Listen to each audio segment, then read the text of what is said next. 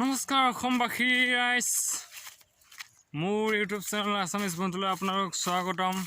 আজি এটি নতুন ভিডিঅ'লৈ আৰম্ভ কৰিব ওলাইছোঁ। বৰ্তমান আপোনালোকক দেখিব ওলাইছোঁ আমাৰ খেতি পথাৰত শুকান হৈ আছে। বেছিভাগ ঠাইতে পানী হৈছে। আমাৰ গোলাঘাট জিলাৰ সৰুপথাৰ অঞ্চলৰ এই ঠাইডোখৰত পানী নাই। সেয়ে আপোনালোকক ভিডিঅ' অলপ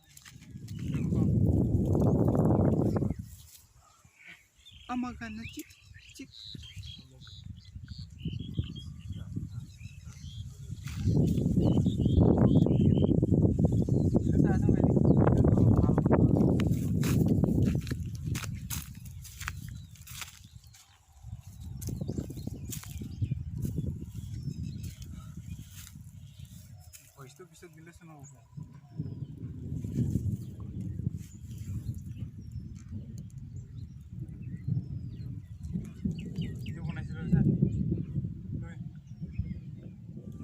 দেখিলে আপোনালোকে আমাৰ খেতি পথাৰ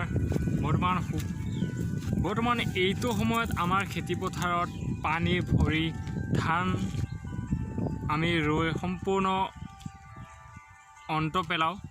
এই বছৰ পানীৰ কাৰণে আমাৰ গাঁৱৰ মানুহবোৰে হাহাকাৰ কৰিবলগীয়া হৈছে।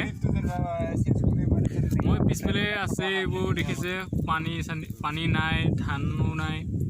এইবাৰ আমাৰ গাঁওবাসী ৰাইজে হাতমুঠি পাবনে নাই তাৰো বহুত কষ্টকৰ, কাৰণ এতিয়ালৈকে পানী নাই।